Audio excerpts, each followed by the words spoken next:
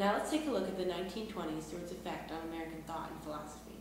During this decade following World War I, people desired to find new ideas that were more relatable to 20th century life. This quest for new ideas extended into the literary world, and the movement of modernism was born. This new approach sought to depict life's ultimate reality, rejecting the previous use of idealistic images. Through the use of stream of consciousness technique, writers attempted to recreate the natural flow of a character's thought. The landmark novel of this style is Ulysses, published in 1922 by James Joyce. Another prominent piece of literature during this time is The Great Gatsby by the notable realist writer F. Scott Fitzgerald. This novel showcases realism through the disintegration of the American dream in the 1920s. Another influence on thought and philosophy came through the introduction of the Harlem Renaissance. This new and influential movement began in 1921 with black writers such as Countee Cullen and Langston Hughes.